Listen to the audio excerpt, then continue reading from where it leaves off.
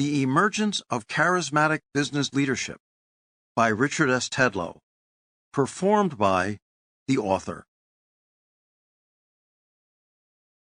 When Steve Jobs died on October 5, 2011, Apple was inundated with condolence messages from all over the United States and from around the world. Some of them were touching.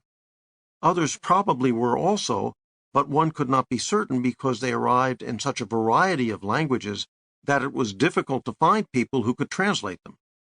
Yet more problematic were the notes I worked at Apple from 2010 to 2018, received in alphabets that no one could recognize.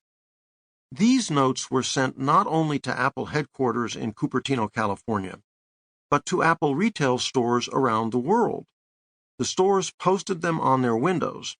In addition, some people left bouquets of flowers in front of the stores. Pause to consider this. People left flowers at stores because of the death of a CEO. No one knows how many notes were received. According to the Remembering Steve page on Apple.com, quote, over 1 million people from all over the world have shared their memories, thoughts, and feelings about Steve, end quote. As he was dying, people made a pilgrimage to his home in Palo Alto, California.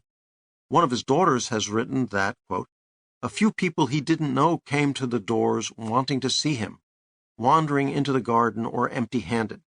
A stranger in a sari begged to talk with him.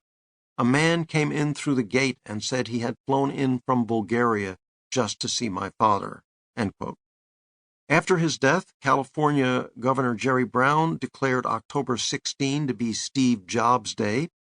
The President of the United States and the First Lady, Barack and Michelle Obama, posted a condolence note. Jobs' death had long been anticipated. He was diagnosed with pancreatic cancer in October of 2003. He postponed surgery until July 31, 2004. The following day, he sent a blast email to Apple employees informing them of the surgery and declaring that he would have a full recovery. In the meantime, Tim Cook would manage the company, quote, so we shouldn't miss a beat, end quote. On June 12, 2005, Jobs delivered the commencement address at Stanford. Saying anything worth hearing on such occasions is next to impossible. Jobs succeeded. I want to tell you 3 stories from my life, he began. One of these was the story of his cancer and his brush with death. The heart of his advice was, stay hungry, stay foolish. As of this writing, the address has been viewed almost 38 million times on YouTube. Much has been said and written about Jobs. No one has questioned whether he could tell a story. He was a great storyteller that day at Stanford. Not everything he said was quite true, but charismatic people often get away with walking the border between reality and fantasy. By early 2008, it was clear that his cancer had metastasized. This was a truth that could not be finessed. Jobs lost weight and was in pain much of the time.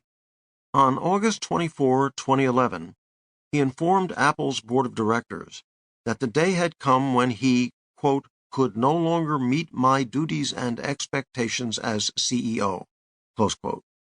It was all over except the waiting, and that came to an end on October 5.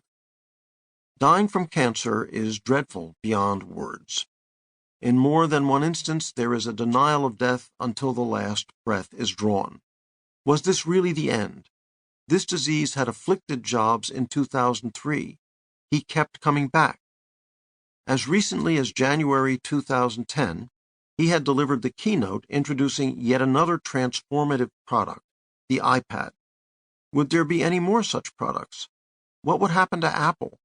The company had fired Jobs on September 17, 1985. 12 years less 1 day thereafter, September 16, 1997, he came back to save Apple when it was a month or 2 away from bankruptcy. Only he could have done it. How would the world go on without him?